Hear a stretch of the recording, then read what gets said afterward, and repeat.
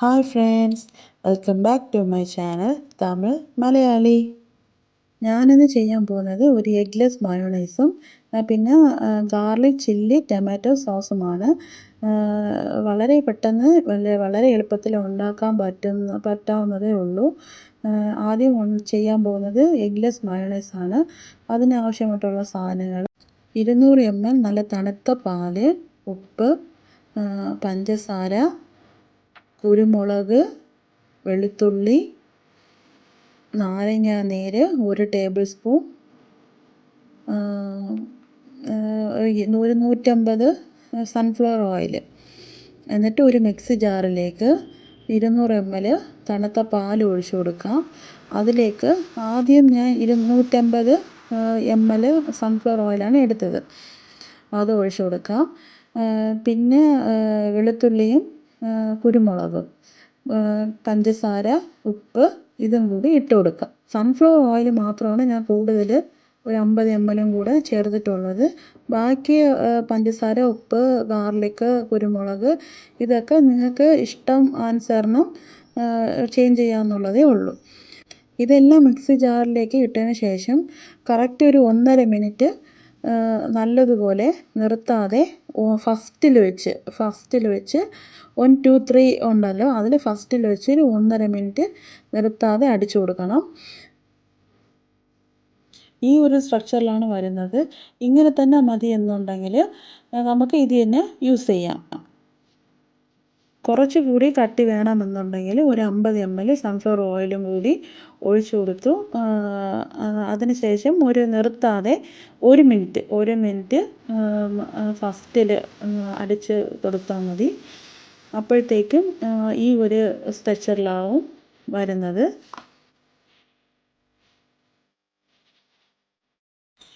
ഇതിനെ തന്നെ നമുക്ക് ഒരു കണ്ടെയ്നറിൽ ഒഴിച്ച് ഫ്രിഡ്ജിൽ സൂക്ഷിക്കാവുന്നതേ ഉള്ളൂ.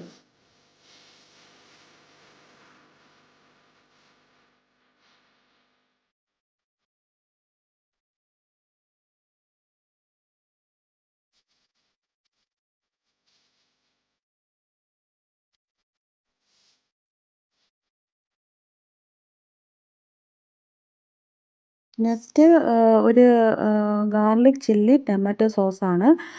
ഈ ഒരു സോസ് മാത്രം മതി. Separate chilli sauce, tomato sauce, garlic sauce അതൊന്നും വേണ്ട. ഇതിനാവശ്യമായിട്ടുള്ള സാധനങ്ങൾ എന്തൊക്കെയാണെന്ന് നോക്കാം. 3 പഴുത്ത തക്കാളി, 1 പിടി മല്ലിയില, ഒരു ടേബിൾ സ്പൂൺ വിനീഗർ, 2 പച്ചമുളക്, വെളുത്തുള്ളി, ഉപ്പ്, പഞ്ചസാര.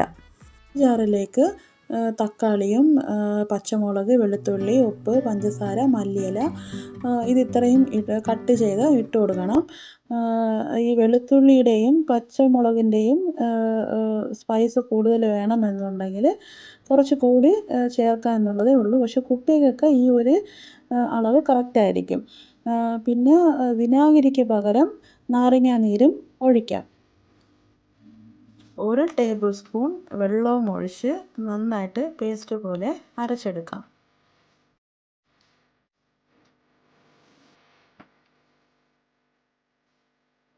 അടുപ്പ് കത്തിച്ചതിന് ശേഷം ഒരു കടായി അല്ലെങ്കിൽ ഒരു പാൻ വെക്കണം.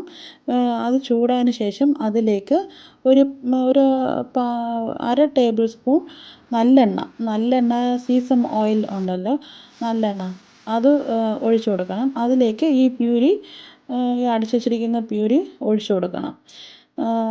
എന്നിട്ട് നന്നായിട്ട് ഇളക്കി കൊടുക്കണം. ആ വെള്ളമൊക്കെ വറ്റി കുറച്ച് കട്ടി ആവുന്നത് വരയ്ക്കും ഇളക്കി കൊടുക്കണം.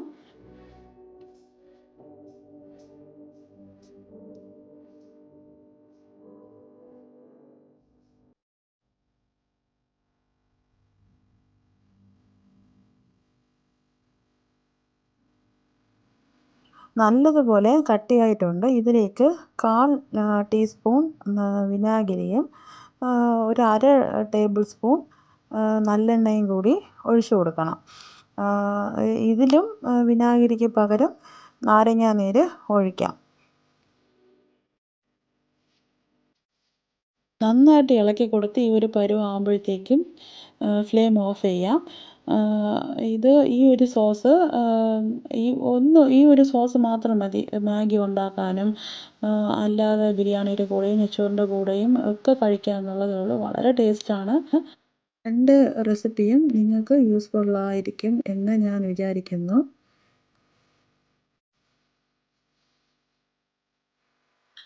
വീഡിയോ ഇഷ്ടപ്പെട്ടാൽ ലൈക്ക് ചെയ്യാനും ഷെയർ ചെയ്യാനും കമൻറ്റ് ചെയ്യാനും സബ്സ്ക്രൈബ് ചെയ്യാനും മറക്കരുതേ. Thanks for watching.